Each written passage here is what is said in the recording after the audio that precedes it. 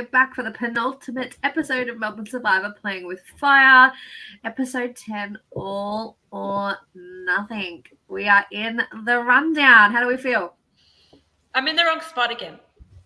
That's how Jules feels. That's how I feel. Like, thank you. there we go. No, I'm excited to see.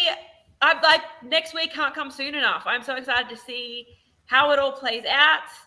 You guys are stuck in Sydney. I'm going to be at the watch party for the finale. I'm so excited. Yeah, it's going to be a good time. Yeah, I will not be watching live. I'll only be a couple hours behind, but I play netball at 2 o'clock in the afternoon, so I will not be watching live, but I will watch it straight after the fact. So I will see it same day, so I'm not too far behind and no one spoils the fuck out of it for me. Mute all of your notifications. Yeah, I am muting all of you bitches. I don't want to hear from you. I don't want to... I want to play Drunk Fiver, Brady. That's not... When is Drunk Fiver? When are we doing that? The following weekend. Is that immediately after the watch party? Either way, I'm there. Anyway. I won't be driving this time. I'm probably going to be drunk on the Saturday, so notifications may or may not be turned off depending on like how drunk I am. And hopefully I'll be watching live, but I'll be celebrating with you guys just in spirit. You guys know I'm going to win Drunk Fiver, right? Like that's free gaming already. Jealous, and we will smoke the shit out of you when we are in Melbourne next. True. Let's go. Come on, Dani. Right. Let's go. No, let's go. But we are here. We're not at next week just yet. We are at the penultimate episode 10. How did you think? What did you think? Tell me your thoughts. Yeah, there's a lot going on with dynamics. We get introduced to potentially a girls' final 3, which I don't think we had seen or heard of. We've heard whispers for a long time, but this is kind of first time it almost seems firmed up. Right. Yeah, I thought it was just something the boys were a bit nervous about. But as boys always are when females get together. Exactly. You're intimidated. Yeah, I'd be scared. I'd be really scared. And that's why like Dale and John are so certain that if it goes to rocks, they're going to rocks. This is it. So we will get to the rocks conversation because we all have thoughts about rocks, but we're not there yet. Let's and that montage is hilarious, but so we jump straight back in after tribal. We see Caitlin feeling good. She's slayed so many tribal clubs. She's been to all of them, all 10 tribal councils. Her name has come up a few times, but she's never been the one. Skating through. She's feeling good. She was very unsure about what Brady and Chloe were thinking. And then she's convinced that Chloe really wants her out. Yeah. Well, Chloe voted for her, so it makes sense. Yeah, absolutely. Yeah, we see Chloe being upset that like the 5 she thought she had is not a 5, which at this point in the game, find that out sucks. Did you down a shot every time Caitlin said rocks? You would have died. Yeah. I'd be so hammered right now, John, if we I listened to every watch before coming on here, like 1.5. That would have been alcohol poisoning. To make sure I didn't miss anything. So can you imagine me doing that at 1.5 speed in the last 20 minutes? Oh my god. You just got the bottle. It would have been easier to get the bottle and just chug it. Just hold it there. That is not responsible service of alcohol. No, but then we see this really interesting conversation play out where Chloe was talking about a plan where Kate was going to give up her necklace. I was confused there. And I don't remember this conversation from last week at all. We would have delved into like what that would have looked like. We already knew that Kate... Who was she talking about? Kate giving it to Laurel? Laurel, I think. Yes. So I'm very confused by this because we didn't see any of it in the previous episode. And I was like, I didn't realize there was a plan for that to potentially happen. And that's a lot to ask of somebody at this point in time, especially when they're 2 immunity wins in. The fuck am I giving this up for? Like, you're just going to vote for me if I give this up. That's ridiculous. 100%. Like, how many times have we seen someone give up their necklace and have it work out? Like, not many. Ever? In Amazon, Jenna gave it up for Heidi. All right, okay. Before they voted out Christy. Yeah, right, okay. My little nerdy brain remembers Heidi in the end. That was a terrible tribal council for her. She was on the jury, but she looked like stupid. look, if you have the necklace and you give it away, it's a massive risk. I mean, you've gone to all the effort to win the challenge. You've got another target on your back because not only have you won individual immunity, which is great, but now you're also going to be considered as a challenge threat, and then you've just gone and given it away. So for Kate, she's got to keep it, and she's got to keep winning. I think it's the only way Kate gets to final 3 is if she wins the next. Correct. Couple of. I mean, we'll get to the conversations about her after immunity, but I agree with you. Yeah. And then we, Chloe goes on a rampage. Fuck you all. Screw them. She's like, just done. Had enough of these fuckers. Yeah. Her main man is gone, and she doesn't give a fuck anymore at all. Her bromance. Her showmance is gone. Showmance is gone. Her ride or die is gone. She's like, I don't trust any of these bitches. Her survivor crush and her survivor husband, they're all gone. Yeah, all gone. And at this point, she feels like she is completely on the outs. Yeah, and we see that a little later, or we see sort of how anxious Chloe is about receiving votes, and how out of the loop she was of that last vote. I mean, she had no idea. Yeah, I'm sure Chloe had suspicions that Brady was going. I mean, Chloe said, I had a plan, it didn't work out, but everyone else voted Brady. So this point, Chloe, they were the last duo standing. It was hard to not take a swing at that point in time. They had to be separated, I think. Correct. And then we see that Caitlin trusts Kate. At this point, she would like a final 3 women. At the beginning of the episode, she's like, yeah, let's go that final 3. That sounds great to me. She changed her tune later in the episode, but from... Wait, Caitlin or Kate? Caitlin. Sorry, I'm getting confused by Caitlin and Kate. Caitlin. Laurel doesn't trust Chloe because she hasn't really given up any information. And then we kind of see it almost being a boy versus girl thing with Laurel being a swing. Yeah. Which is a really interesting dynamic. Yeah, it seems that, like we said, John and Dale are concerned about an all-women's alliance, so they're trying to bring Laurel in. Yeah. I think Dale and John have every right to be nervous. Yeah, for sure. I think, their read is good that those 3 girls might want to work together. I think everybody at this point is starting to see Chloe as someone they want to sit with at the end. Yeah. Rightly or wrongly, that's how they're perceiving her at this point in time, which is an interesting take. Here we go. Chloe told us that Kate and Caitlin were promising her final 3. And then it sounds like Kate has been openly saying she wants it to be an all-girl final 3. I wrote down that final 3. That's a hot final 3. I like it. I'd love that. So that's an interesting, but it's also the dynamic that I find interesting here is that we see John talk all the time about how Caitlin is his number one, his ride or die. That's his person. That's who he's with. But we saw so much of the love for each other they had at the start of the game, and being so together and having to be because of the situation they were in after the swap. But it kind of Caitlin's kind of just about John, whereas John's I'm in, and it's just very weird. We've seen John make all these moves to take out people he felt was too close to Caitlin. Yeah, it's his reasoning for wanting to take out Tash. Yeah, it was. I think that's one of the reasons he wanted to take out Laurel here. Yes. Yeah. Yeah. Yeah. Weird. So for me, the final 6 is really interesting because, as Liz says later, it's a final 3.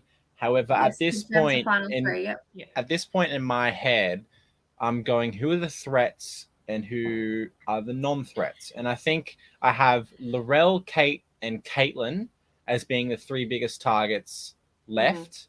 And then Chloe, John, and Dale, who are more so playing their own game. However, it's more in the background.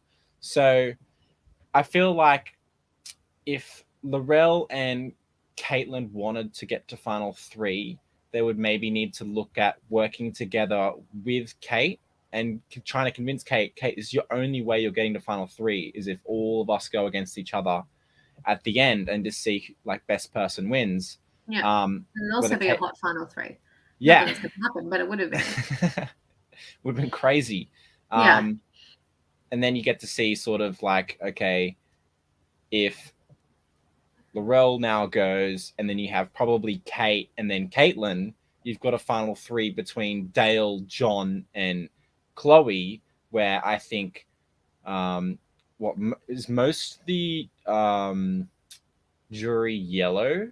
Yes, we see them talk about that in a bit, like after the challenge, talking about a yellow jury. So I feel like with those 3, Dale isn't getting any votes, and then it's up to who can pitch better, John or Chloe, and I think John has a better pitch at the end, if that's how it works. Let's play that out. Right, so who's on the jury? You're getting a pen and paper out to work it out. So we've got Max. So in order, Max, CK, Tash, Brady, now Laurel, and in Ethan's scenario, he's putting on Kate, Caitlin, and that's it. Okay. So, I mean, Brady votes for Chloe. Brady votes for Chloe. Brady, yeah, 100%. I think Max votes for Chloe. Yeah. Because we don't. I think a lot of it will come down to the pitch at the end. Yes. I think Chloe has a lot of secrets that she can, like, not so much secrets, but a lot of things that she can talk to that no one knows about. John can talk. We're very aware that John can talk. We know this. We know this. John would be very convincing in a final 3. We are putting extra time into the next few weeks in anticipation on speaking with John. Yeah. But I think that, Chloe will surprise a lot of people with what she's done in the game.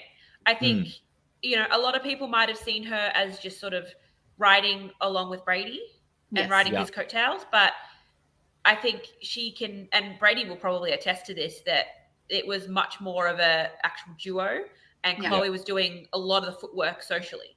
So, good point. Yeah, because Brady was not that social. He was a little bit more reserved in terms of his social game. Who's CK vote for? I don't think he votes for John. It's like last we heard from CK, John's a goat. CK will base it on final tribal. I think he votes for Chloe. Okay, I'm gonna say I think he votes for John. I think Tash votes for John. Yes. Yeah, I think Tash votes John. We've got Laurel. I could see her voting anyway. She'd probably vote for Dale.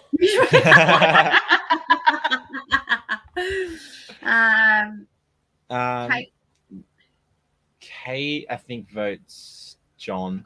Chloe. You think Chloe? I think Kate wants a woman to win. Okay, that's fair. Yeah. I can see that. Caitlin votes for John. John, yeah. Yeah. So that it comes down to who Laurel votes for this point in time. Really? No, Chloe wins. Chloe's got 4. There you go. Okay. Chloe wins in this scenario. I still think. I love it. When I look at Chloe's game and when I look at John's game, I think John's going to win over people like CK, especially when you say, I went to every single tribal council in the game. I voted correctly 90% of the time. Yes. I wasn't in the majority he wasn't the majority, especially when Laurel flipped. But I see Chloe playing a really close game with Brady, and their games. Sorry, Dale. Awkwardly sitting here listening. Yeah. Sorry, Dale. I look, we love you as a person. We're judging this off what we can see. Yeah. Look, we're not saying anything bad about you. We're just saying good things about other people. No. Anyway, let's not quiet game surrounded by big personalities. Correct. Very correct. Okay.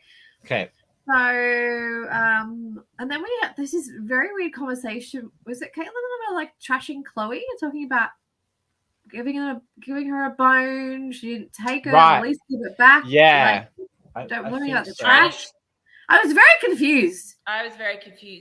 There was a few scenes in this episode that were really hard to hear. Yes. Yeah. Well, I mean, tribal council in particular. Yeah. But I was like, Is Chloe a dog? Is she trash? Is she like, where are we? Sorry, the fucking Dale hashtag is now poor Dale.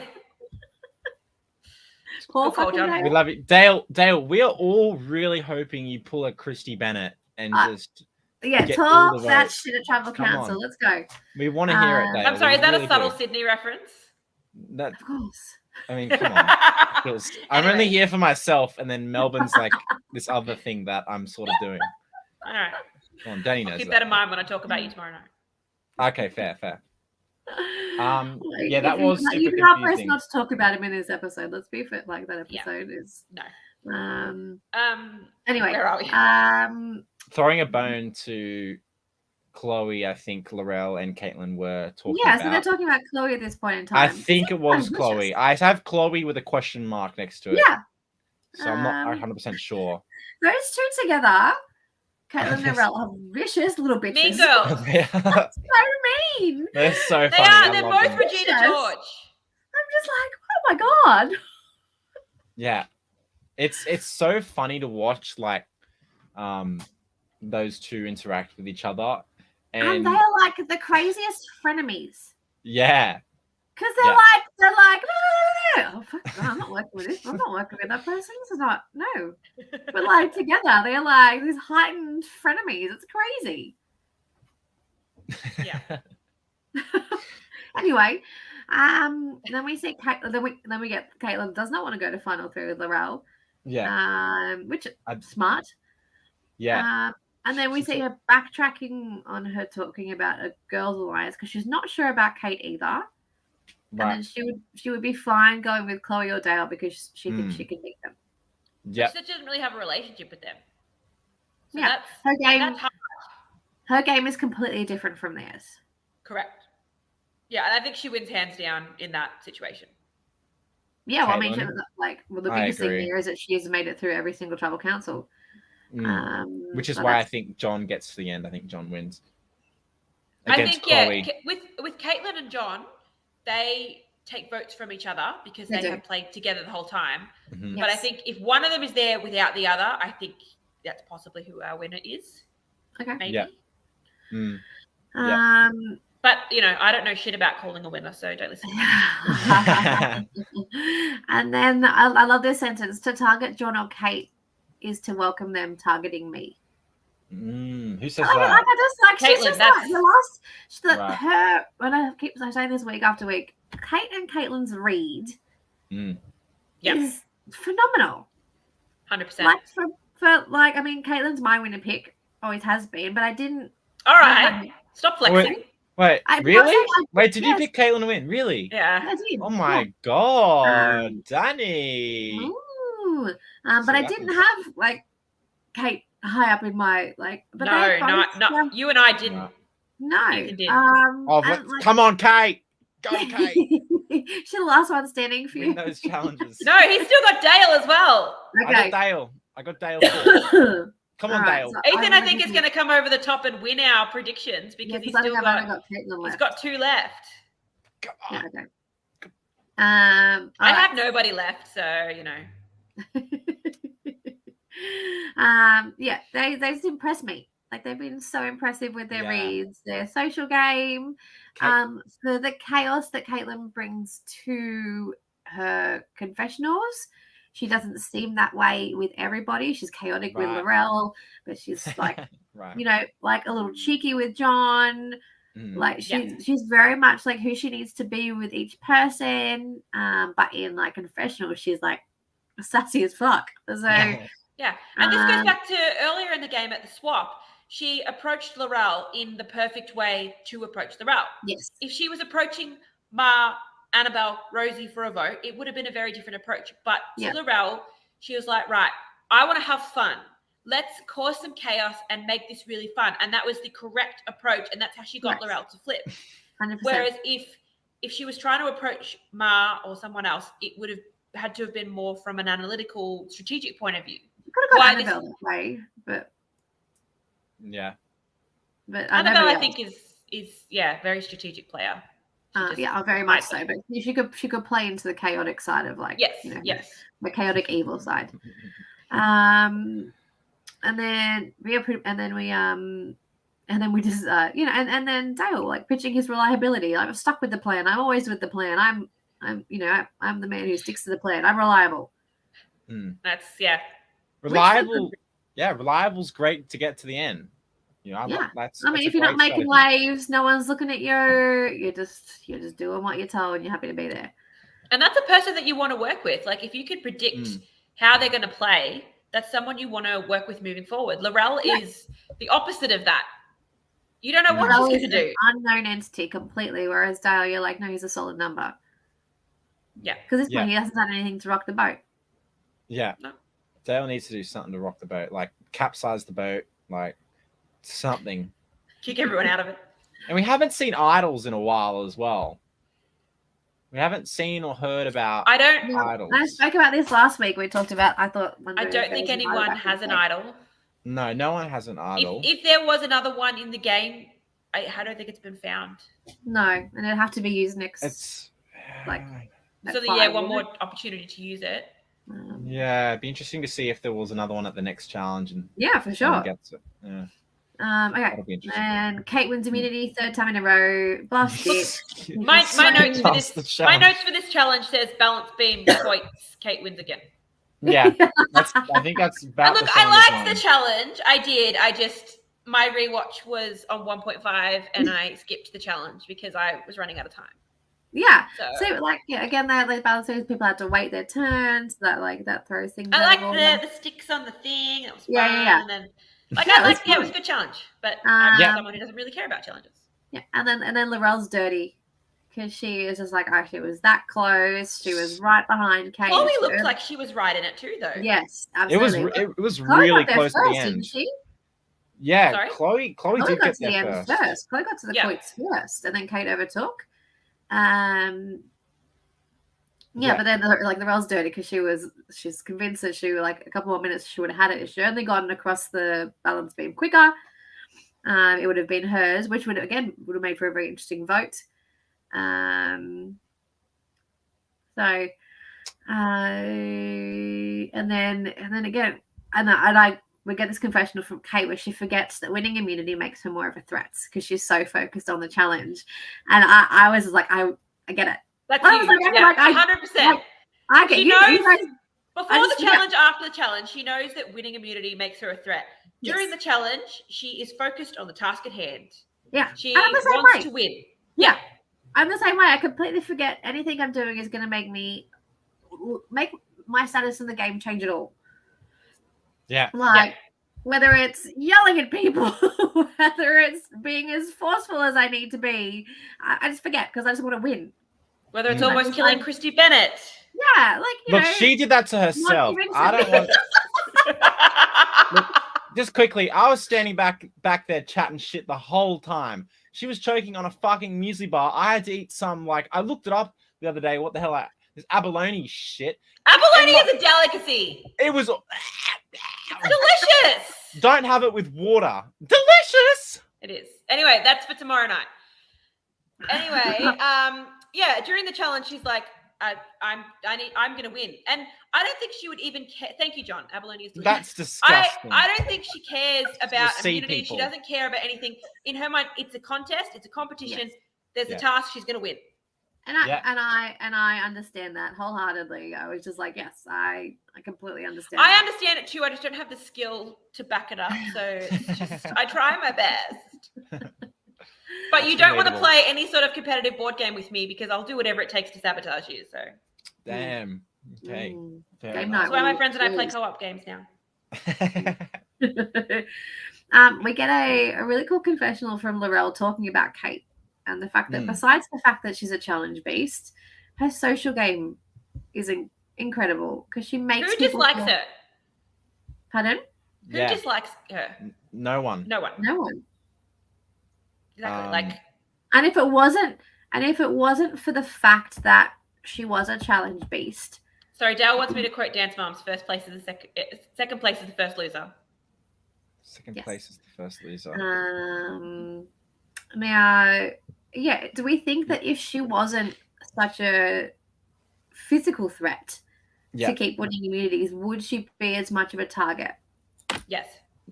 Would you see her as much less friend as she is? I think it goes back to what we're seeing in her. She has really good reads on everything, but nobody can read her. And she could be considered a bit of a wild card, and that might be someone that people want to get out. Like I said, everybody really likes her. Her social game is really good. And she has made it quite clear that she wants a woman to win, even if it's not her. So a lot of the guys, I think, would have been targeting her earlier. Right. Yeah, I think she would have been, even before, I don't know if anyone was saying her name before her first immunity win, but I think, she definitely would be on people's radars. I don't think anyone would consider her a GOAT. Yeah, no. I definitely wouldn't consider her as big of a threat if she hadn't won any immunity challenges. I feel like at that point her social game is really good, and I think other people focus elsewhere and sort of just try and, whether they use Kate to try and get her to come onto their side, or whether they agree with what she's saying, whatever it is. I think if Kate hasn't won any immunities, I think her social gameplay is so good that she's not going to be looked at until potentially Final Four. At that point, then it's like, okay, now who do we think is the biggest threat to win? And then people start looking at her. Just because you've got Laurel and Caitlin, like with Kate's 2 immunity wins, she goes up to a Laurel and Caitlin threat level. Yes. Without them, I think she slides under the radar a bit more and potentially makes top 4 a lot easier than potentially what she's doing now. I'll get back in a sec. Keep talking. Okay. Yeah, no, I do agree with you. I was sort of thinking about her game overall. I wasn't really comparing her to other people. And I think I'll recant what I just said and say that, people probably wouldn't be looking at her. But at this stage, who is even ever going to beat her in a challenge? Like, they seem to take out everyone else that's a challenge threat. Right. Like, Brady was the only other person that had won a challenge. Max was obviously a challenge threat. Laurel was second in this challenge, and so she's gone.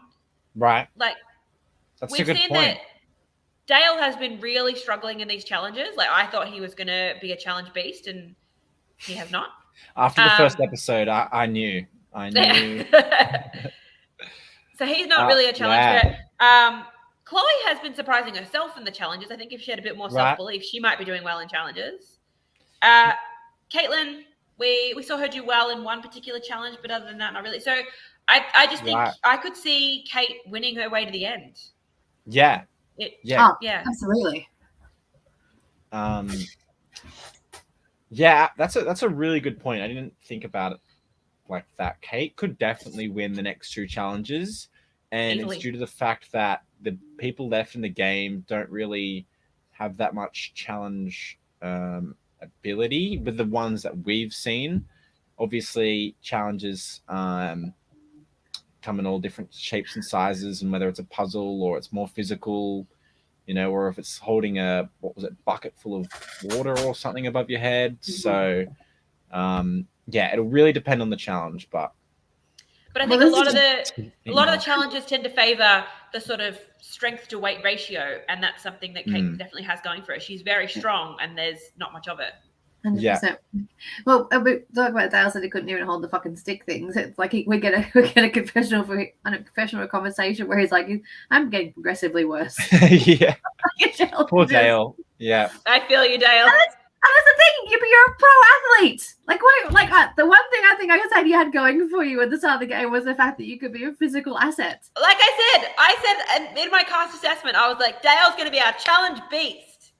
Ex-pro tennis player. He's going to be fit. He's going to be good at everything. He's going to have balance. He's going to have agility. No. Yep. I was wrong. Yeah. Sorry, Dale. Look. Who knows? You know what? Dale could win the next challenge. Maybe the next Brady 2. says hunger throws out challenge performance a lot. That's a really good point. How tall are you, Dale? He's a big guy, so he's probably eating the same amount of food as everyone else. He's probably hungrier. Yeah. Something else.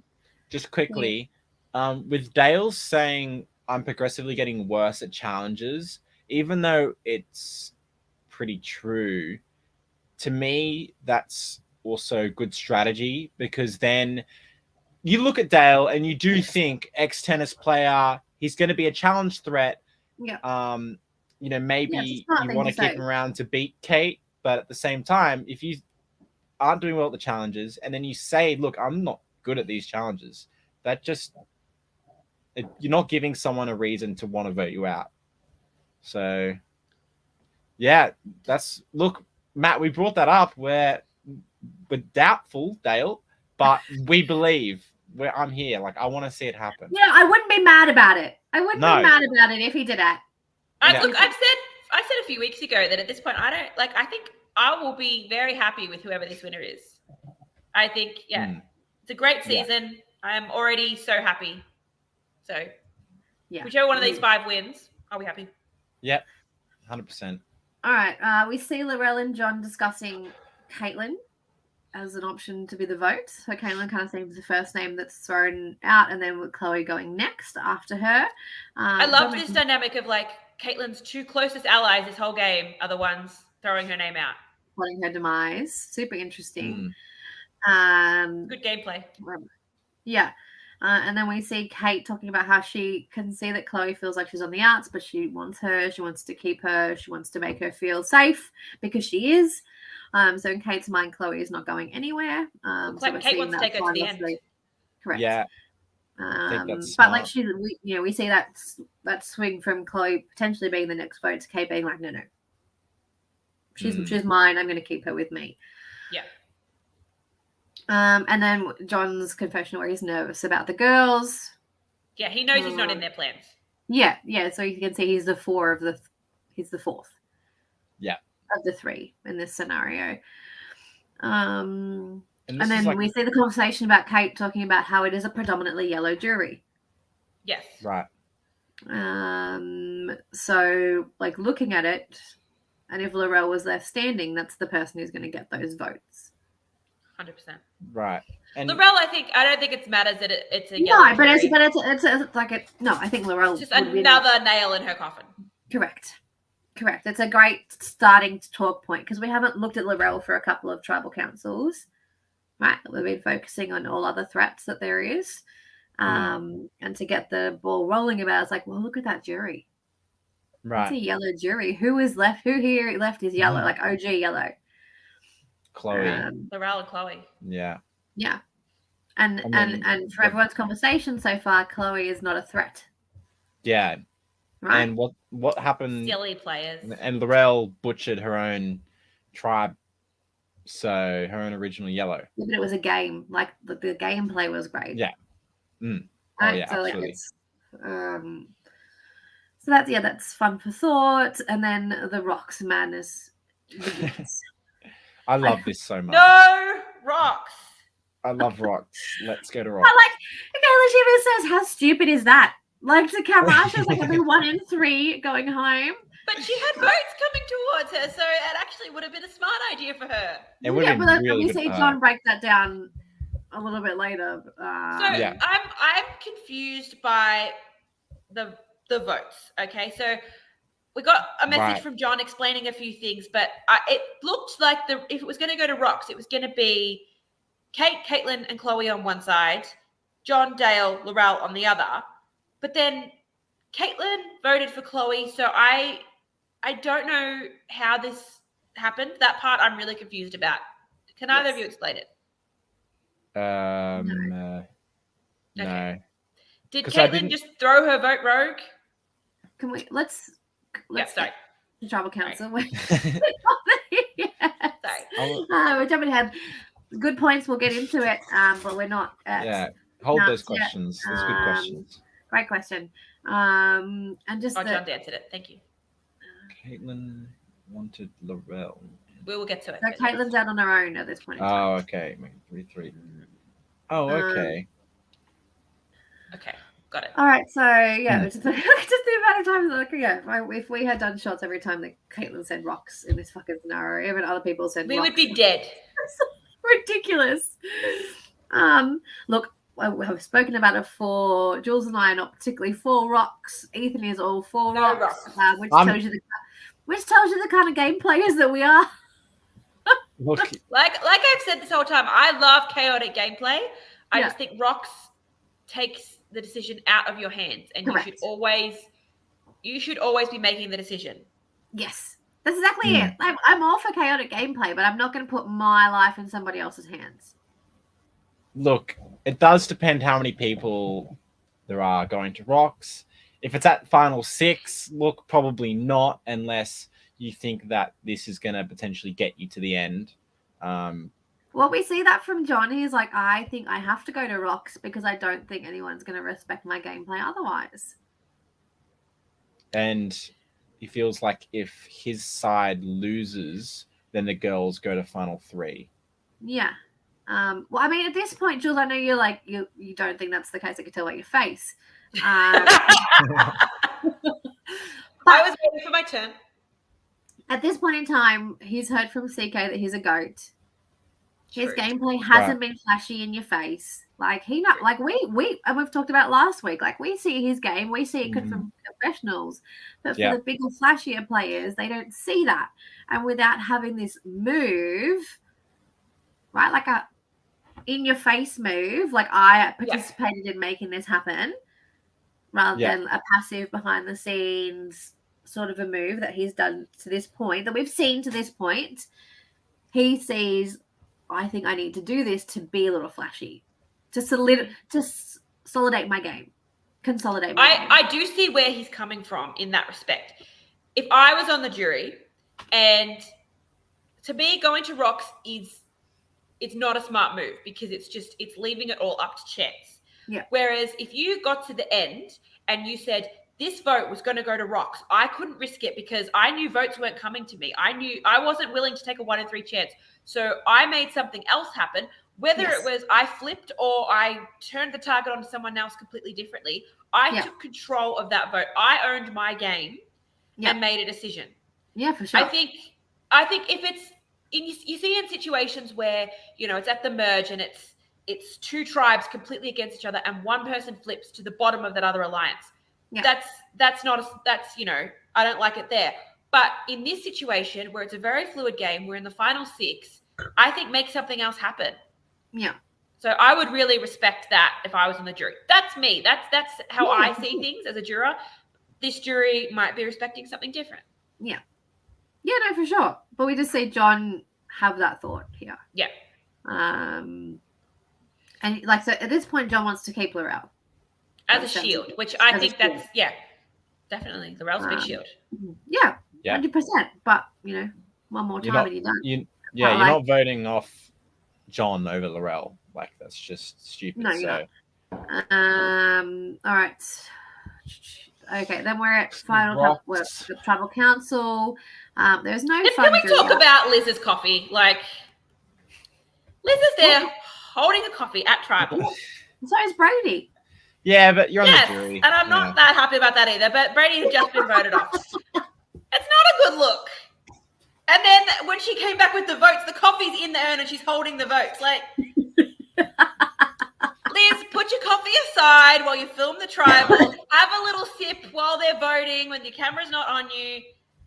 It's not a good look. You know what I loved? I loved the most and about the start of tribal when I think Liz asked Chloe a question, the very first question, and was like, how are you feeling or whatever? And Chloe responds, I'm tired, I'm exhausted. And then Liz nods her head, takes a sip, and is like, yeah, same. I feel that.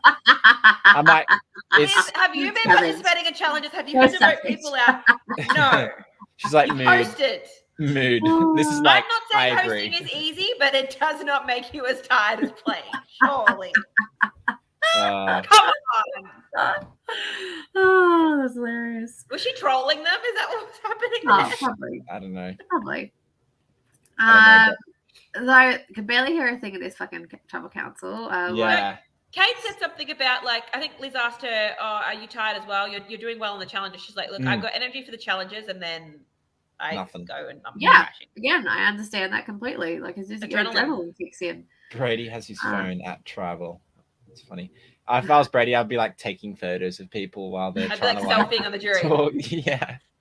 Like they're trying to like put a pitch together or figure out something to say, and then there's just Brady in the background, like just trolling them and taking photos and stuff. That would be funny. We've talked about this before, but Liz confirms the final three. Yes. So I don't know if it's a slip of the tongue here because she doesn't say it. Just FYI, it is a fact that kind of it's fluid in conversation, but ultimately confirms that it is a final three. I wonder, what do you think? Do you reckon that was a slip up? Because I don't see any reason to mention a final three. Yeah, I don't think it's a bad thing that it was said. I don't think that it was planned. Yeah, I think it's important that players know what the end game is going to be. Really? I don't think you don't necessarily have to know from the merge. I think at this point, but at final six, I think you should know. Because it does affect. It changes your end game. You play one way for a final two versus a final three. Yeah. Because if you're playing a final two, you have to think about, I either need to win that final challenge or have someone who will take me.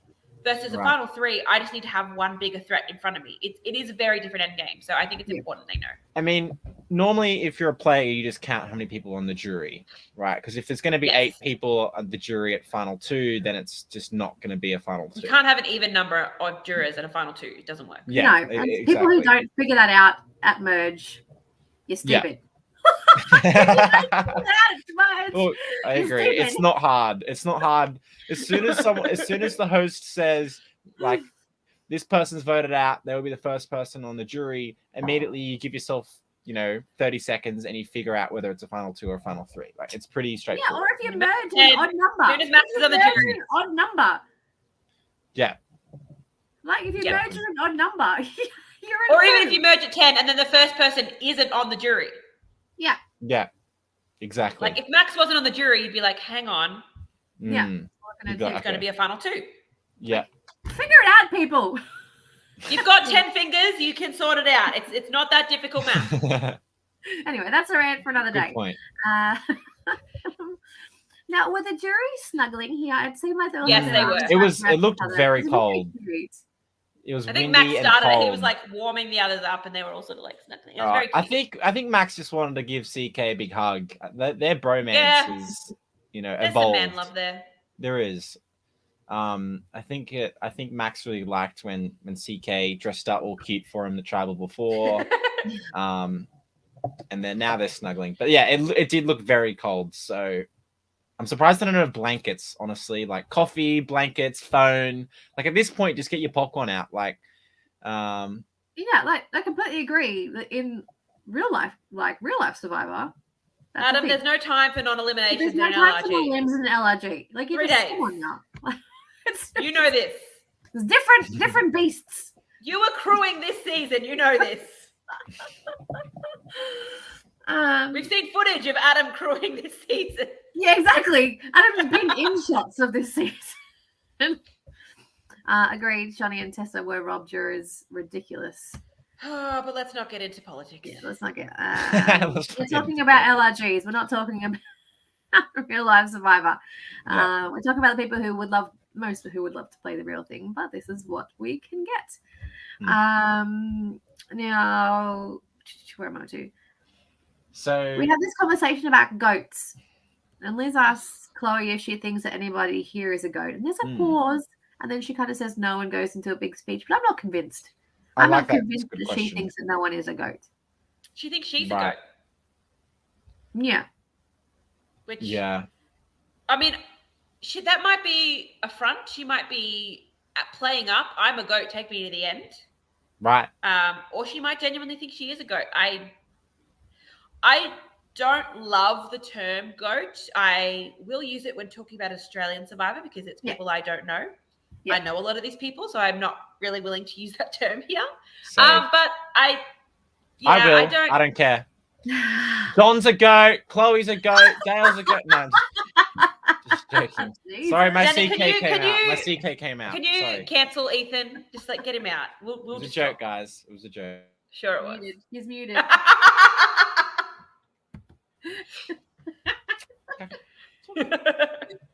Talk about Liz. Talk about the travel. Go ahead.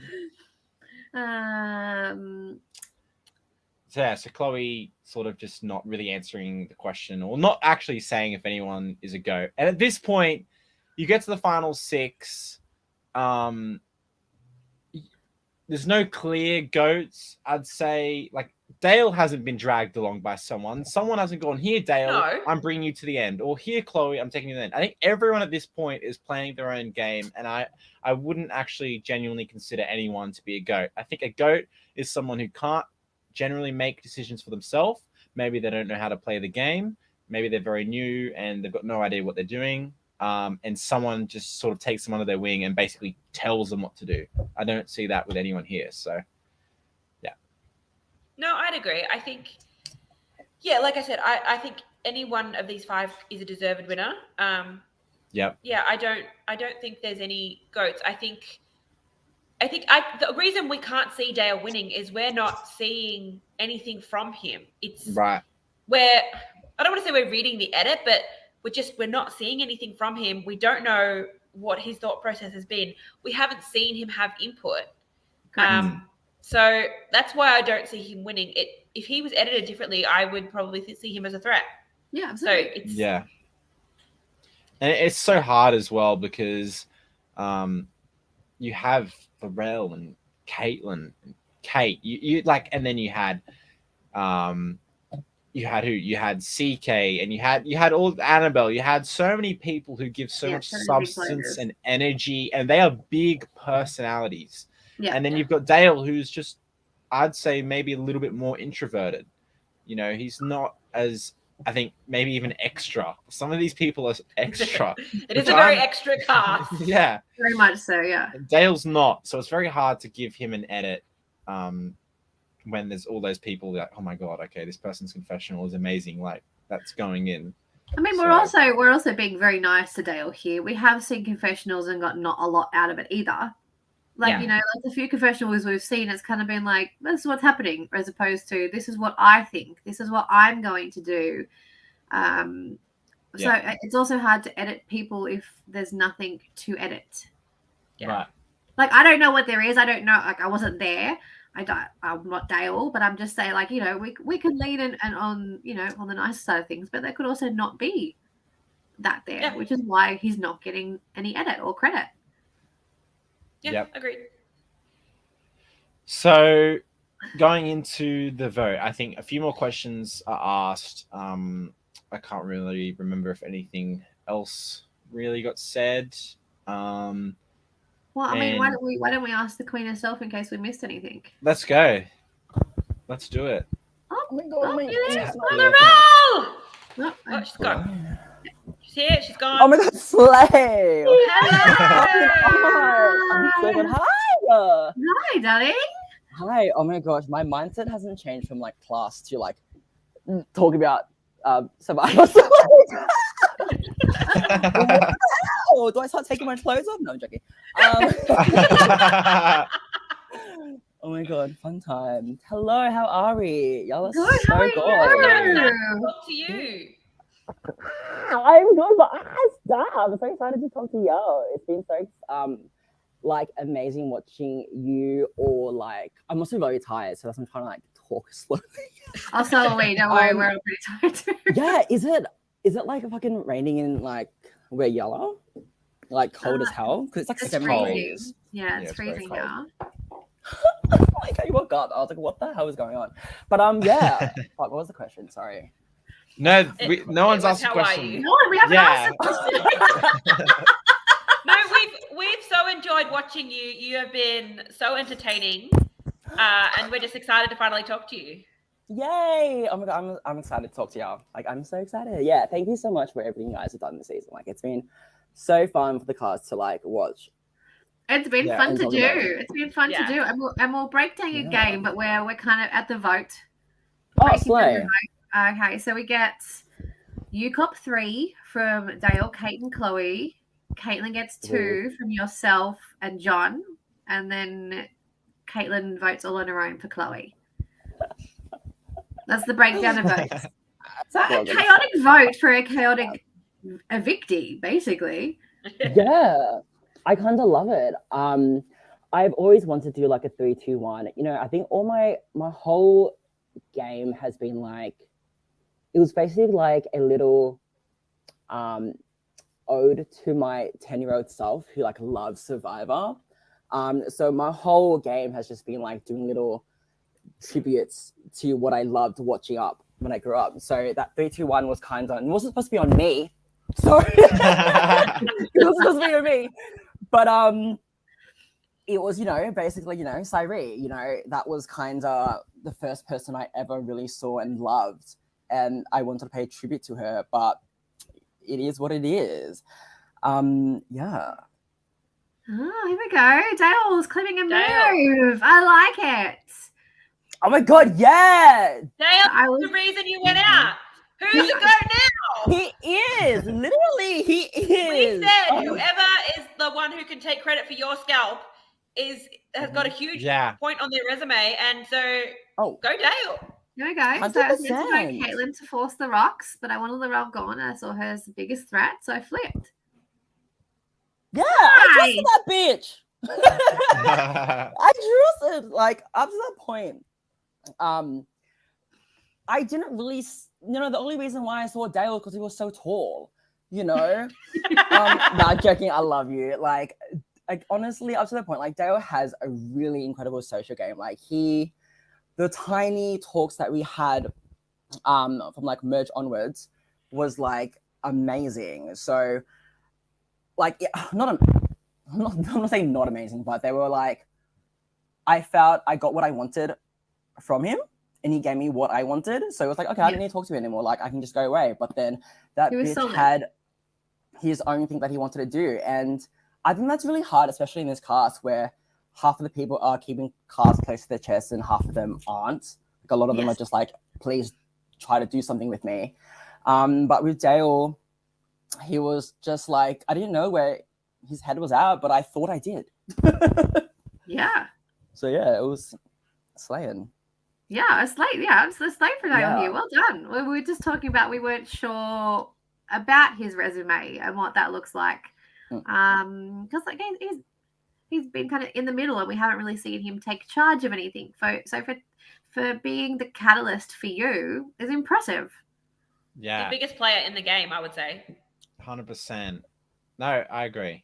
And Laurel, for you to come 6th, we were genuinely happily surprised because happily surprised. When you hit merge, it was very clear that you were the biggest threat. Yeah. We were okay, the next 2 votes, you're going to be one of them. And then you work your way further through the game. People start looking at Brady and Tash gets fucking voted out. And you're still there, just still personally with the biggest threat.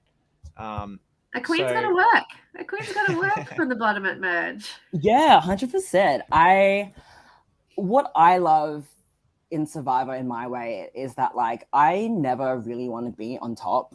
I love being chased. We know you're a bottom. We've heard this about you. Use your life skills. You know what I'm saying?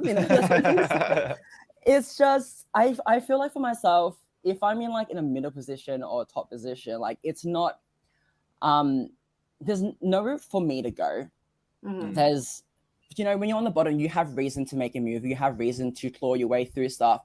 And I think a lot of people see that as a downplay, you're not in a good position. You can't play Survivor. But in reality, I feel for myself, that's where I play the best. And that's where I actually know how to play Survivor because that's what I'm saying. People in the middle and people in the top can make moves too. There's always 2 different sides or 3 different sides. A triangle has 3 sides. There's shapes, be a shape. Do stuff. There's always so many different types of storylines. There's 15 other people in this game. That's 15 different storylines you can do. That combination in primary school, we go, try to make a word out of these 5-letter or 4-letter combinations. Yeah. I love those games. And that's the basic thing with Survivor. There's 15 people. So whatever 15 squared is, that's how many possibilities there are in this game. There's not just majority and minority. There's this and this and this. And people have, and here's the thing too. I actually, a lot of people have been talking about the sleeping patterns where everyone sat. And that's really interesting to me because if you kind of look at it, CK, Max, and Matt sat there, but why are we looking at that way? Flip it around. in reality, they were actually on the bottom when, you know, when we do the what if. So like if Yellow went out, you know, if Yellow went to tribal first, he would have went home. We all basically kind of said Seeker or Annabelle. And right, okay. You know, to me, it's just like, why was everyone saying? I think we're just like a perception where people think, oh, they all think this person's on top, so we all think that person's on top. In reality, they're not really. Yeah. So flip it around, and perception is reality in the game, and it's hard to get past. Yeah, it really is. Like, it's really hard to take yourself out of like what's going on, but like you do it in real life anyway. Like you're not focusing on everybody else. You're, you know, like there's 16 different people in this game, and they all have different life stories. Like nobody is living the same life, but we're all at this point. We all made it. This is what the fuck am I talking about? But you know what I'm saying? Like we all doing Melbourne Survivor season 3, playing with fire. But how did we get there? You know, we all grew up. We all had different ages, different shit in our lives, and play with the life experience that you have. And I don't know. That's kind of how I saw it. And that's how I always wanted to see it. And what a cast to be part of. I mean, you're a character in yourself, but to be surrounded by so many other characters who could match you too. Like you were talking about at the beginning, you were like, there's no one who can match my energy. I don't like any of these bitches. There are some fucking people there who can match you. Like after a while, like you said at the beginning, you're like, there's no one. And for 2 years, I was like, oh. You were part of a cast where you weren't the only character in a situation where you could have been the standout. You weren't. Like you are, but you're not the only. Yeah, 100%. And I love that because like in everyday life, everybody is a fucking main character in their own way. And that's where that's what I was kind of surprised because I was in the community about like a year beforehand. Like I joined in like 2020 in a trial. And I just thought, you know, people who are, fucking hell, Survivor fans, like, you know, that we just call each other nerds, you know what I'm saying? So I kind of expected that. I was like, slay. I was like, yeah, whatever. But then, like, no. I keep thinking about, like, Annabelle was saying, everyone was bullied in high school. Like, I was bullied by my family, so not high school. So. But it's like, yeah, I don't know. Like, that's what I was kind of expecting because I was part of the community for ages. So I was like, okay, cool. Like, I'll just probably see people who play online games, like, and they play the same way all the time. So I can probably predict what's going to happen. But then seeing people who, like, someone like Rosie, someone like Chloe, I knew who Annabelle was too, so I was like, oh my god, like fuck, they're being serious. They got budget this season. It was like kind of spectacular, and I kind of love it. Like, I do believe, like, I don't know, maybe I'm being biased, but this cast put us on a fucking reality show, and like this cast is incredible. This is a great cast, and I think that's really great. Like, you really need people that can bounce off, and I feel like the season was so like this. LRG was just so lucky. It just happened on the right time, perfect thing. And that's what kind of pumped up my game too. Like, we had this opportunity, just fucking do it. Like, don't live in regrets. Like I can just go, like, this is 2 days. I'm going to go home, sleep it off. But then it's like, just put on a show and do what you want to do. Yeah. Yeah. Yeah, and you did, absolutely. So did you have a game plan going into the game? I mean, we saw at the start of the first episode, Liz asks, like, she says, you know, people know people, and you knew basically everyone there. Do you think that, like, played to your advantage in the long run, knowing basically Dani? I can't keep it together. Dani's just laughing. Oh my god. Oh my god. I'm sorry. You were being so professional. I'm so sorry. I know, Ethan, you're doing so well. Ethan, you're doing so great. Oh my god. Go back. You're asking about Laurel knew everybody. Continue. Thanks, John. John's got it covered. Yeah. So at the start of the game, you knew everyone. Go. Yeah, I mean, How did people you knew feel me. about being outed? I was kind of expecting it because I knew. Like I said, like I was in a community for ages before then, and Liz was so adamant about I don't want anyone to know each other.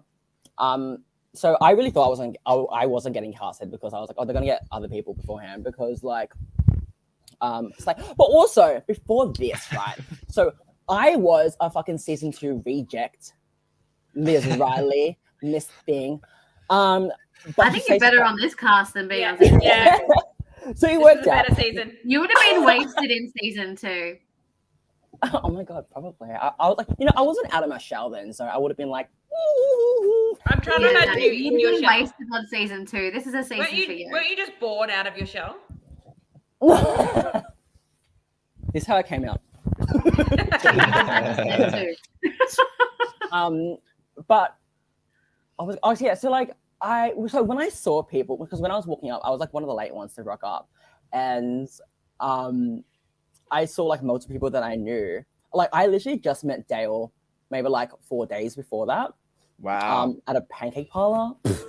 And then yeah, I know, wild. I was in a car with Ash driving up there, but I didn't realize that he was in the cast. So like nerdy me, I actually had. So this is when I think he says it in episode 1 when he talks about drinking buddy, because we drank in the car before we went. Because I was like, we stopped to get alcohol to get it. But like, and like I feel like I only met him like twice. And like with Caitlin, we were in the same org together, but we never crossed paths. And then I played with Tash in a trial. But like the thing with Ash, when we were driving there, because I think that's the reason why they put us together, because we didn't know each other. I didn't know he was in the cast until like 10 minutes before we arrived.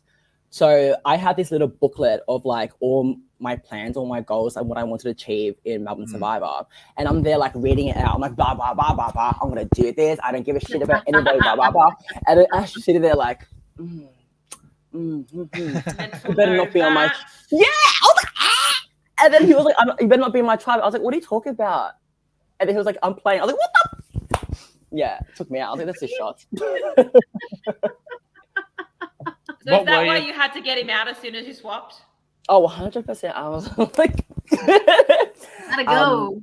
Yeah, but it was wild. I didn't expect to have like 4 people who like I knew of there. And I think like I really wanted to prove to myself that I could play a game of Survivor, like how I wanted to. And seeing 4 people I knew, I was like, fuck, like, do I have to play it differently? But then I was like, you know what?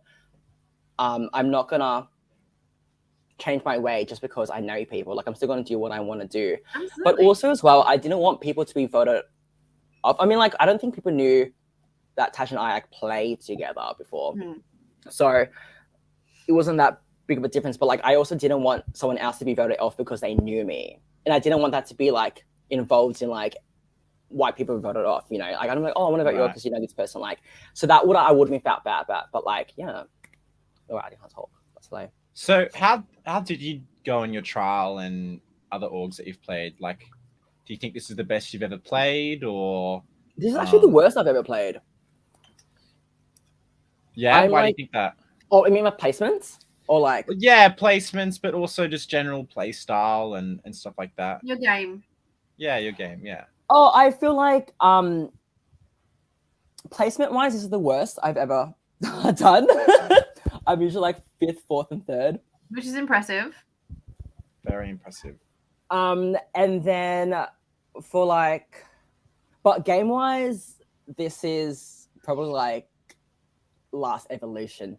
You know, I have reached Goku status or some shit. Like I have, and I think I mean like I've been playing orgs and shit since I was like 9 and 10. So wow, that's crazy. Yeah, it's wild. But like, I feel like the trials was like not like shaped me, but it just put me in perspective. Like people don't really know what you're doing, and then you know you don't have footage to like look back on and be like, I actually did that. So I think with this, I really just my game style at this time was more like I'm just gonna leave it out on the line. Like, I'm not scared to be voted off, and I think that's what used to scare me. Like, I'm not scared to be on the bottom. I'm not scared to do that because I know how to get out of it. Yeah. And if, like, yeah, basically that. So I just wanted for my game to talk for itself instead of me have to explain what I'm doing and shit like that. And so I also feel like you're in a game with Survivor fans who back 2 years ago, like the meta was kind of shield gameplay. So I was like, I'm going to be that shield for them. So that's what I was kind of. You were. I mean, but we yeah, say that like you were absolutely a shield for people. You're a shield for CK. I know I were. How wild. But yeah, I think that's what I wanted to rely on. So, you know, like you could always follow the mob and be, you know, I think. Say it. Yeah, like you could always just like want to do what other people want to do and shit like that. But most of the time, people don't want to do what that's actually been done. And I think that's what I did. Like, I didn't want to write down people's names when I didn't want to, and I didn't have to because I was like, fuck it, I'm just gonna stir shit. So yeah. But yeah, that's the thing. Yeah. I mean, you delivered. If that's what you came to do, you achieved. So slay, honey. Doesn't make sense. Yeah. But I think all of your moves were the right call. I think, you know, if you didn't flip at the swap, you would have been on the bottom of the original yellow tribe. Oh, so and you flipped to position of power. So I think it was absolutely the right move for you. Yeah, 100%. And I think it really helped that it was Annabelle on our side. Like, not on our side, but on our tribe. Because, like, if it was CK and, like, I took out CK, it's like people would be like, okay, cool. Like, now we can just get to know Annabelle, you know? So I think it really helped out. Yeah, and also, like, I don't know. I don't really know if I consider that a flip because, like, I wasn't ever aligned with her properly. So it was like my target never changed. Right. Especially when we got to there. And as well, like... No, but it ultimately ended in you flipping on Mara and Rosie, who you were with. So that's, in that sense... But that's the thing, too. Like, okay, here's the thing. So with keeping Rosie... not keeping Rosie. So voting out Rosie over Mara is because... So let me explain like the Annabelle, Rosie, Mara votes. So with the Annabelle thing, what really cemented and what really hyped me up and knew that I was doing the right thing was Mara saying, it's too early to do this. Because for me, that's a big pet peeve of mine. Because it's like, why are we waiting? Are we waiting for your call? Are we waiting for my call? Like, I don't want to do it later. And also, it really tells me what type of player she is. She is this person that's going to, if she gets to find a tribal count, she's going to be like, oh, I made the call at the right time. It was all about timing. I'm like, fuck it. If you all want to play with time, I'm going to play with it too. So let's do it now. Let's change the pace of it. And, you know, keeping people on the toes, because I think a lot of Survivor players see there's going to be a swap, there's going to be a merge, and there's going to be final three. Like, that's what people say all the time. But it's like, you can change it up. You can change the pace of the game at any time. Like, that's just the pinpoints. Like, there's literally no rules in Survivor. The format is mini challenge, a vote. Like, that's it. And you can do whatever the fuck you want with it. Like, that's the prop. So, so that's what really cemented why I was like, oh yeah, I need to do this right now. And that was just so fun. Like, I was playing around with like, oh, am I gonna do it? I don't know if I'm gonna do it. Like, convince me more, please, or don't convince me anymore. Like, I'm not gonna do it. And then, like with the Marv, like with Rosie's vote, Rosie actually came up and said, like straight after we lost the challenge, was like, oh, I'm okay if you guys not okay. Like, am I next? Like, let me know now so I can eat my lentils in peace. Yeah. I was like, oh, girl, like I don't know. So like anything can happen, but ultimately for me, the reason was I wanted Ma to be like this boss battle. Like, I want this to be like her origin villain story where she comes back and like try to slice everybody, because I want somebody to come after me. Like, I need, you know, you need to produce yourself in these things. I need a storyline at the end of like, but then at this point, I have Caitlin and John, who I felt were in a powerful position on the original tribe, now moved on to like a minority. But then they're just going to go back and be like, hey, y'all, we have somebody else with us, which is me. So it's like, I wanted sides to just to battle it out and fight each other. But that's what I was hoping for, like if we won the block challenge. But yeah, it was just so annoying, that challenge. Technically, you did win. You just didn't see it because of the lights, right? I don't know.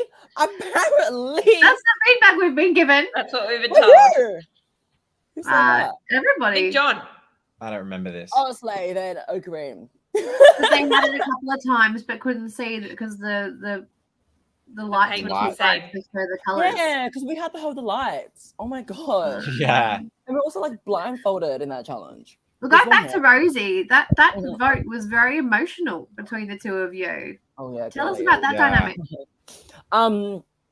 Because I was expecting not to be close to anybody and just to be like, oh, everyone's here to play a game, blah blah blah blah blah. I didn't expect to love Rosie as much as I did. Like, it was crazy. Like, she was really the only. Like, you've talked to her online. Like, you can just see what energy she gives, and then imagine that in fucking person. It's just tenfold. It's amazing. She has this comfort energy. Like, when you're around her, you just feel like, oh yeah, I can just tell you anything. Like, and it's just so soothing. Like, there's nothing that you don't want to tell her, you know. So yeah, like, oh god, I love her so much. But like, it was just so slay. Like, it really takes you back where I came into this game being like, fuck, I can't wait to like not punch people, but like, I can't wait to fucking do shit. And then she's there like,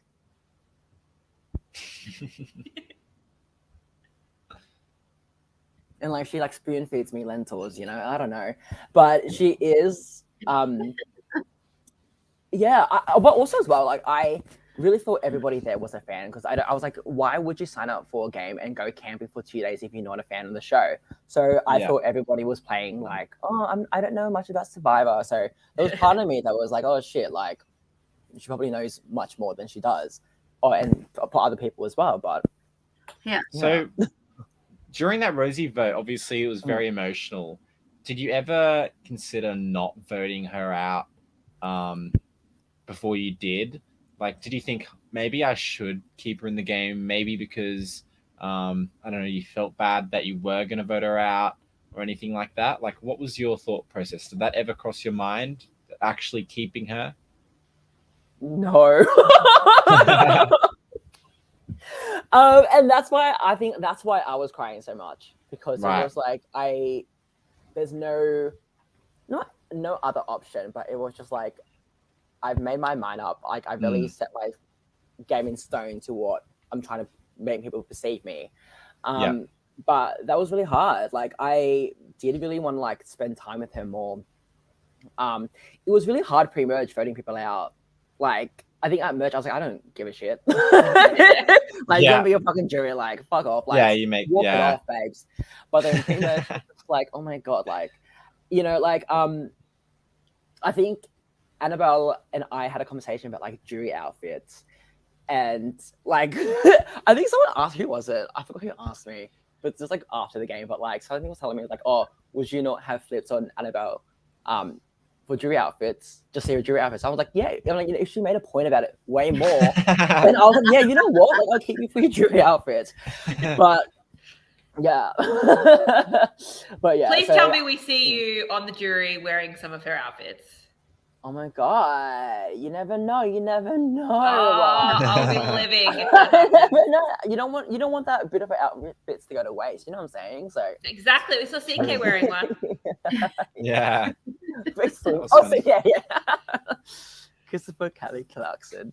And you had one of the most iconic moments of any LRG when you run for an idol and then you have everyone chasing after you, and oh my god, Tasha's highlight.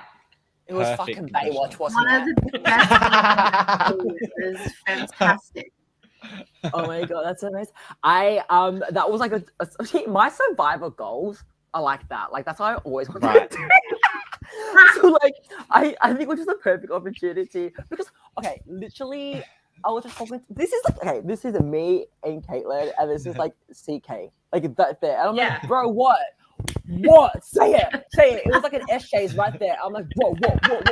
So it was just like, but it was so funny. Like that's the thing too. Like if CK wasn't there, like none of these things would have worked. Like he was literally the perfect person. Like that's what I'm saying. Like back to the cast, like everyone just bounced off so well off each other, and that's what made it so much fun. Like the way that I did stuff wouldn't have happened without the cast. So it really is testament to the cast. But yeah, that running scene was so fucking funny.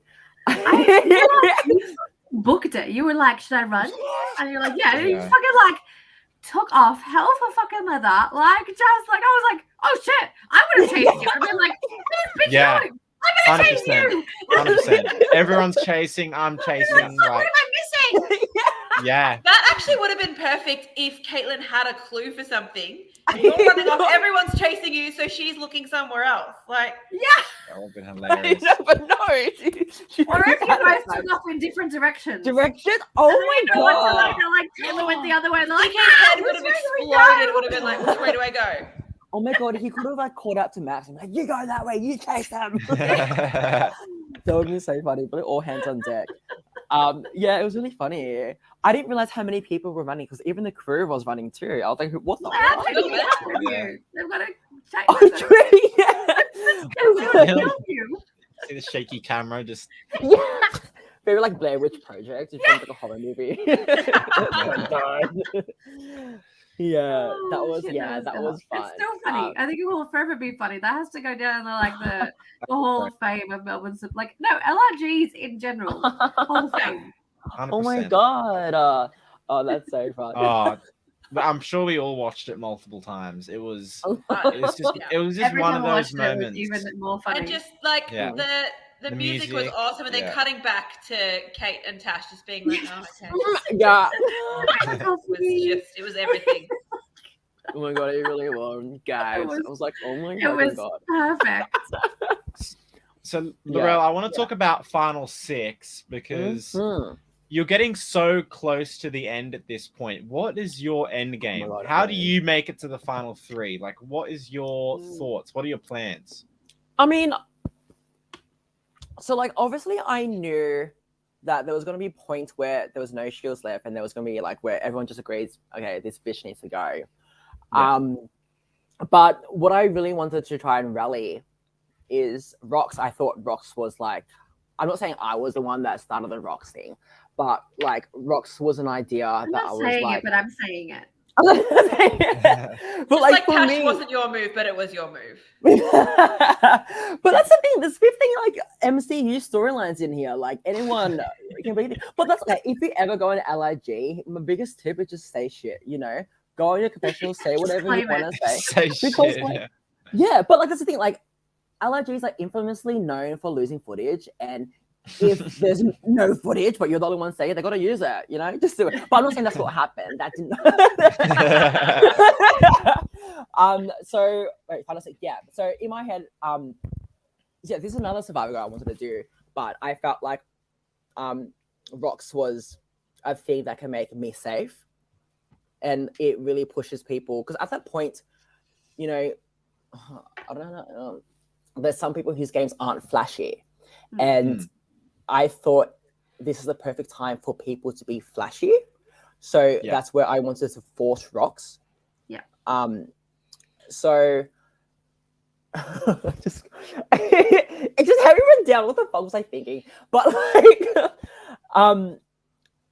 yeah. So like that's what I wanted. Like that's what I wanted to happen. Like easily, like not easily, but you know, I could have voted with Kaylin and like voted for Chloe and stuff like that. Say like that, but like. For me, it's like people know that Caitlin would go to Rox, but people don't know Chloe would go for Rox. So that was like a big thing. What I like, if we got into that discussion, I'm like, babes, let's be flashy. Let's do something, like show the jury you can do. I hate when people do that, but like, it's kind of like very Spencer. Oh my God. But you know what I'm saying? But I just thought like that was like a goal I always wanted to do and have Rox. But I just thought it really, I don't know. I hate always like trying to validate myself with the jury, but I don't know. I think final 6 is always so hard. I like final 5, final 4, like 3. Like it gets to a point where you're just like, there's not many people. Like, there's nowhere to hide. Yeah, 100%. There's nowhere to hide at that point in time. There isn't. And oh god.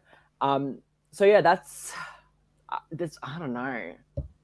So do you think if you potentially work with Kate and Caitlin to get to a final 3, like I was talking with Jules and Dani before, and I said I see it as Laurel, Kate, and Caitlin being the 3 more flashy players, where Dale, John, and Chloe were not. So do you think potentially you could convince Caitlin and Kate to go to the final 3 with the 3 of you and just battle it out for best player wins? Do you think that's something that could have potentially happened?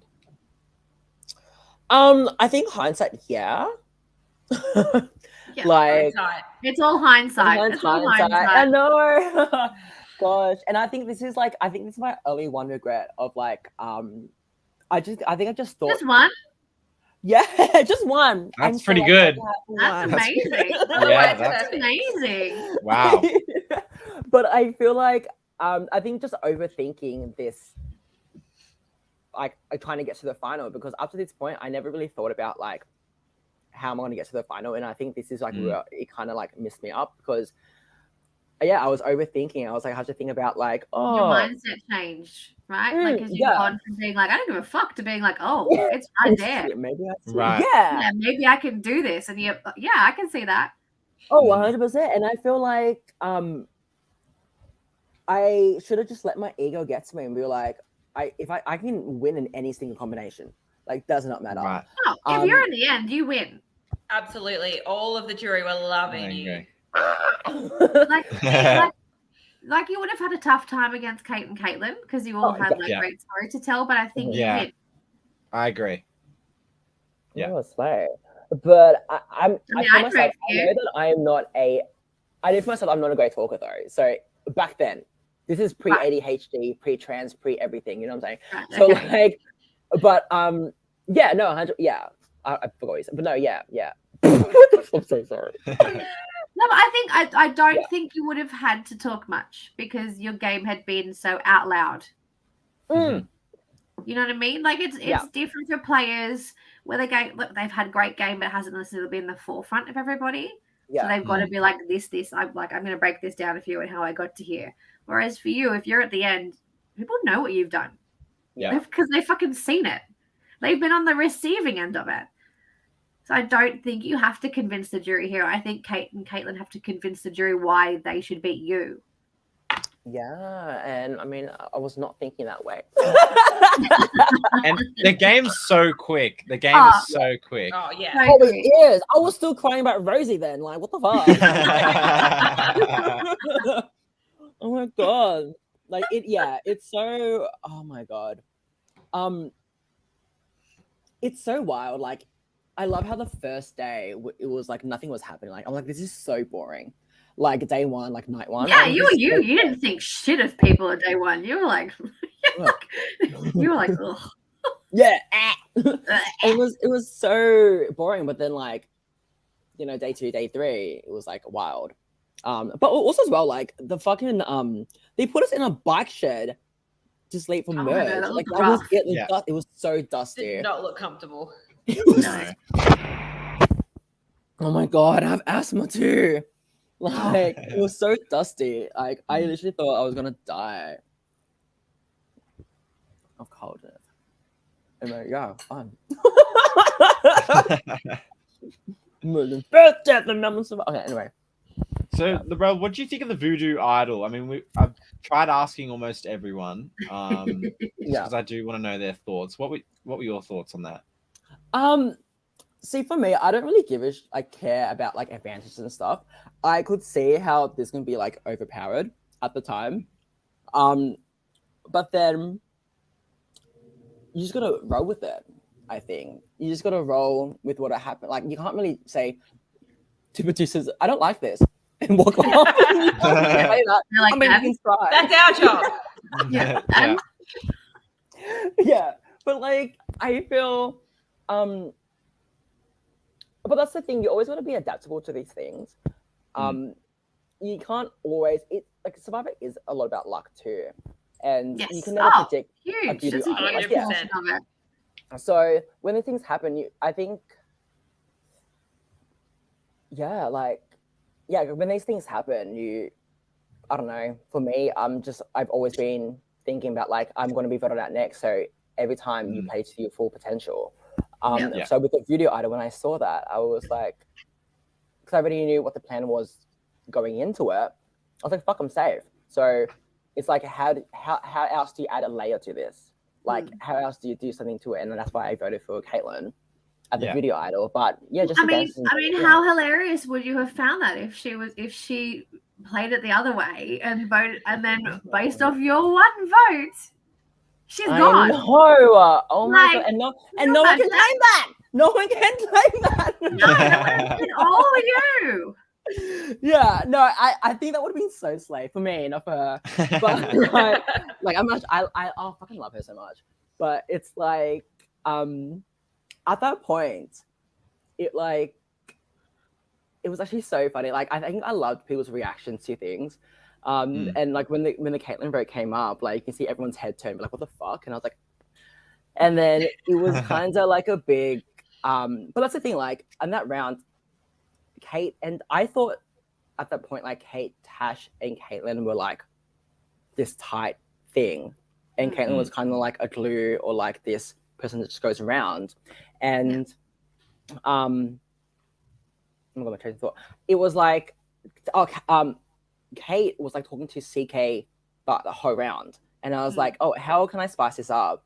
Because if CK has been talking to Kate that whole round, how else? I was gonna blame my vote on CK. That's what I'm gonna do. But like, it was like, oh, that's the only person like that could give him the vote. Like that was kind of like my area of thoughts and like why I did that. I'm gonna set some shit up. Yeah, was that the question? Yeah, that was just like how hilarious. Slay. Yeah. Oh my god, yeah, it would be so funny. I would be laughing like it's. Oh, that confession would have been golden. Hilarious. I know. I actually would have been sad though, so I was like, oh my god, I fucking love it. But at the same time, what did I do? Those vibes. Very like soap opera. But yeah. But it would be fun.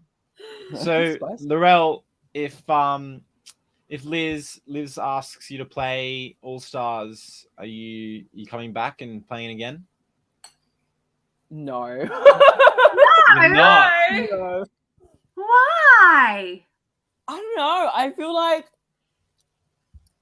I've had fun. You've done it? I've had, okay. Well, I don't know. Ask me in like 2 minutes. I'll probably change my answer. But I mean, right now, I don't really have the desire to go back and play. Like I love producing. I love, creating LIGs and shit like that. Like I think I'm at that point where I'm changing. Even like I'm, performing as well. Like I love just creating and like doing shit like that, but not like performing. I mean, like backstage stuff, and I kind of fell in love with that. So the idea of playing again is just kind of like bleh. Because like this has been 2 years, right? And it's so wild that like this happened like 2 days, but then it just on your mind this whole time, and I don't want to ever again. All the time. Even after this is done, like we all say, oh, once this is done, we're not gonna think about it. Bitch, you're gonna be like 10 years time, you're gonna fucking wake up in the middle of the night and be like, I should have fucking voted that way. Like that's gonna happen. So I don't want that again unless I get like $500,000, So would you play the real thing? No, I'm joking. I mean, yeah, but like in like a recruit way of like, I want to experience the island. Like I literally live my fantasy. Like I do. I literally just want to be on the beach and just like sunbake and like kill a bitch off and then sunbake, kill another bitch off, sunbake, drink some wine. But yeah, I feel like I don't know. I don't know. I'm always a hypocrite, so I might play if I get up. Look, for an all-star cast, I mean, I'd expect you to be surrounded by big players like yourself. So yeah, look, I personally, if it does happen, I would want to see you play again. The way I look at it is you got 6th, which is a great spot. You played probably the biggest game in the season. You've achieved all, like, essentially what most people can't. So if you were to play again, I'd hope that you would go in with the mindset that regardless of what happens, you did amazing in your first season, had the biggest target on your back, and then you go in fresh, start again, and just try and do it all over again, and have some great content. I mean, watching you and Caitlin play together again would be iconic. Yeah. Oh my god, it'd be so slay. Honestly, it'd be so good. Like, she's such an angel. Look, I couldn't put it much better myself, Ethan. I think that's a great way to wrap up the pod. I think thank you so much, Laurel, for joining us. We have loved watching you every week. Stick around, chat to us afterwards. We have lots to talk about. Nothing we could say on air. So we're gonna go, we're gonna chat, we're gonna have fun. Finale this Saturday, 2 p.m. I believe there is a watch party going on. Check the Melbourne Survivor Facebook page for all the details. We will be here next week to recap it. We will have players 4 and 5 joining us, and then we will be doing deep dives with 3, 2, and 1 in the weeks to follow. We are so excited. Thank you so much for a great season so far. And we can't wait to recap the finale. Bye, guys. Ethan's like, shut the fuck up.